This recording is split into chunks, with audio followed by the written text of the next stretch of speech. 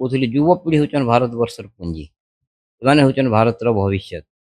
ଏମାନେ ଜାଣିବାର ଆବଶ୍ୟକତା ଅଛି। କଷ୍ଟଲବ୍ଧ ସ୍ୱାଧୀନତାକୁ ଏମାନେ ଭଲ ଭାବରେ ବୁଝିପାରିନାହାନ୍ତି, ଜାଣିପାରିନାହାନ୍ତି।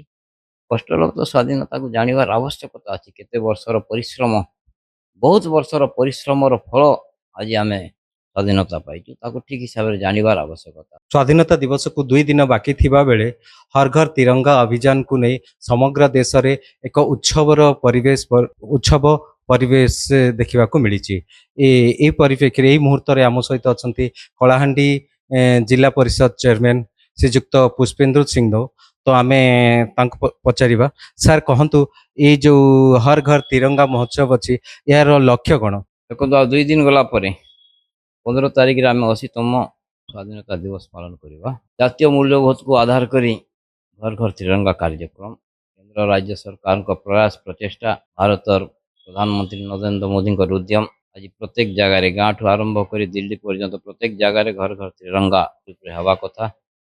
କଷ୍ଟଲବ୍ଧ ସ୍ୱାଧୀନତା ଯଦି ଆମେ ଭଲ ଭାବରେ ଜାଣିପାରିବାନି, ସ୍ୱାଧୀନତା ସଂଗ୍ରାମୀମାନଙ୍କର ପରିଚୟକୁ ଯଦି ଆମେ ଠିକ୍ ଭାବରେ ଚିହ୍ନି ପାରିବାନି, ଆଗାମୀ ଦିନର ଯେଉଁମାନେ ଭବିଷ୍ୟତ ଯେଉଁମାନଙ୍କୁ ଆମେ ପୁଞ୍ଜି ବୋଲିକରି କହୁ, ସେମାନେ ଯଦି ଇତିହାସକୁ ଠିକ୍ ହିସାବରେ ବୁଝିପାରିବେନି, ତିରଙ୍ଗାର ମହତ୍ତ୍ୱଟାକୁ ଯଦି ଭଲ ହିସାବରେ ବୁଝିପାରିବେ, ତାହେଲେ ଆଗାମୀ ଦିନରେ ଆମେ ଭାରତ ଯେଉଁ ବଡ଼ ରାଷ୍ଟ୍ର ହେବାର ପାଇଁ ଯେଉଁ ଚିନ୍ତା କରିଛି, ବିକଶିତ ଭାରତ ହେବାର ପାଇଁ ଯେଉଁ ଚିନ୍ତା କରିଛି, ସର୍ବବୃହତ ଭାରତ ହେବାର ପାଇଁ ଯେଉଁ ଚିନ୍ତା କରିଛି, ଜୟ ଯବାନ ଜୟ କିଷାନ ପରେ ଜୟ ବିଜ୍ଞାନର ଯେଉଁ ନାରା ଦେଇକରି ଆମେ ଆଗକୁ ଯିବାର ବ୍ୟବସ୍ଥା, ତାକୁ ଆଗକୁ ନେବାର ପାଇଁ ଆମେ ବ୍ୟବସ୍ଥା କରିପାରିବାନି। କାରଣ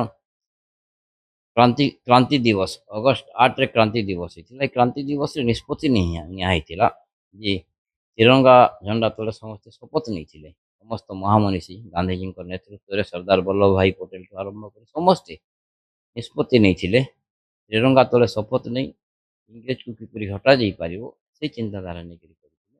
ତାର ରୂପରେଖଟା ଆଉ ଟିକେ ଆଗକୁ ଯିବାର ପାଇଁ, ଆଗାମୀ ଦିନର ଭବିଷ୍ୟତମାନଙ୍କୁ ମନେ ପକାଇବାର ପାଇଁ, ସେମାନଙ୍କୁ ଜାତୀୟତା ମୂଲ୍ୟବୋଧ ଶିଖାଇବାର ପାଇଁ କାର୍ଯ୍ୟକ୍ରମ ନିଶ୍ଚିତ ରୂପରେ କାର୍ଯ୍ୟକ୍ରମ ଗୋଟେ ସ୍ୱାଗତଯୋଗ୍ୟ କାର୍ଯ୍ୟକ୍ରମ। ଜିଲ୍ଲା ତରଫରୁ ଆଜି କାର୍ଯ୍ୟକ୍ରମ ହେଇଥିଲା। ଜିଲ୍ଲାର ଜିଲ୍ଲାପାଳ ସଭାପତିତ୍ୱରେ କାର୍ଯ୍ୟକ୍ରମ ହେଇଥିଲା। ଆଜି ବହୁତ ଠିକ୍ ହିସାବରେ ଜିଲ୍ଲାରେ ଠିକ୍ ହିସାବରେ ସମସ୍ତ ବର୍ଗର ଛାତ୍ରଛାତ୍ରୀ, ଗୁରୁଜନ ସମସ୍ତଙ୍କୁ ନେଇ ଗୋଟେ କାର୍ଯ୍ୟକ୍ରମ ହେଇଥିଲା, ଯେଉଁଥିରେ ଆପଣମାନଙ୍କର ସହଯୋଗ ବହୁତ ମାତ୍ରାରେ ଥିଲା। ସେଥିପାଇଁ ଆପଣମାନଙ୍କୁ ବି ଧନ୍ୟବାଦ। ସାମ୍ବାଦିକ ବନ୍ଧୁମାନଙ୍କୁ ପ୍ରଚାର ପ୍ରସାର କରିବାର ଦିଗରେ ବହୁତ ଗୁରୁତ୍ୱପୂର୍ଣ୍ଣ ସେମାନଙ୍କର ଭୂମିକା ବି ଆବଶ୍ୟକତା ଥିଲା। ସେମାନେ ବି ଆଜି କାର୍ଯ୍ୟକ୍ରମରେ ଉପସ୍ଥିତ ରହି କାର୍ଯ୍ୟକ୍ରମଟାକୁ ସୁଚାରୁ ରୂପେ ପାଳନ କରିବା ନିମନ୍ତେ ଏଇଭଳିଆ ଘର ଘର ତିରଙ୍ଗା ଭଳିଆ ଯୋଉ କାର୍ଯ୍ୟକ୍ରମ ଗୁଡାକ ଅଛି, ତ ଭାରତର ଯୁବପିଢିଙ୍କ ମନରେ ଦେଶ ପ୍ରତି ଭଲ ପାଇବା ସୃଷ୍ଟି କରିବାରେ କେତେ ଦୂର ସଫଳ ହବ ବୋଲି ଆପଣ ଭାବୁଛନ୍ତି? ମୁଁ ଆପଣଙ୍କୁ ଆଗରୁ କହୁଥିଲି, ଯୁବପିଢ଼ି ହେଉଛନ୍ ଭାରତବର୍ଷର ପୁଞ୍ଜି। ଏମାନେ ହେଉଛନ୍ ଭାରତର ଭବିଷ୍ୟତ।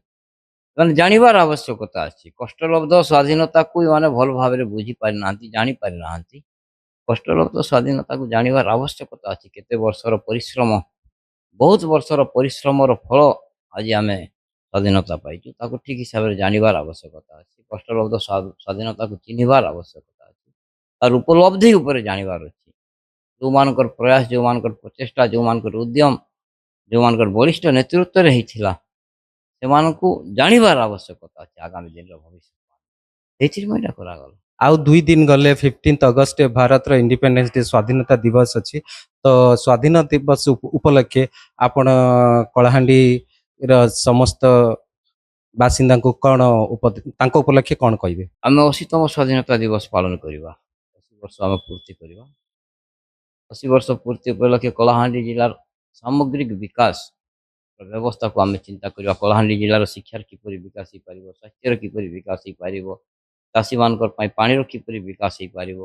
ମରୁଡ଼ି ପ୍ରପୀଡ଼ିତ କଳାହାଣ୍ଡି ଆଜି ଓଡ଼ିଶା 2 ନମ୍ବର ଜିଲ୍ଲାରେ ପରିଣତ ହେଇପାରିଛି। ଶସ୍ୟ ଶ୍ୟାମଳା କଳାହାଣ୍ଡି ଜିଲ୍ଲା ହେଇପାରିଛି। ଆଉ ଟିକେ କିପରି ଶସ୍ୟ ଶ୍ୟାମଳ ହେଇପାରିବ, ଲୋକଙ୍କର ଆର୍ଥିକ ସ୍ଥିତି କିପରି ଆଗକୁ ଆସିପାରିବ, ମାଆମାନେ କିପରି ବିକାଶର କାର୍ଯ୍ୟକ୍ରମରେ ସାମିଲ ହେଇପାରିବେ, ତାଙ୍କର ଆର୍ଥିକ ସ୍ଥିତି କିପରି ଆଗକୁ ଯାଇପାରିବ, ଏଇଟା ହିଁ ଆମର ସମସ୍ତଙ୍କର ମୂଳ ଲକ୍ଷ୍ୟ। କଳାହାଣ୍ଡି ଜିଲ୍ଲାର ସାମଗ୍ରିକ ବିକାଶ ହେଉଛି ଆମର ମୂଳ ଲକ୍ଷ୍ୟ।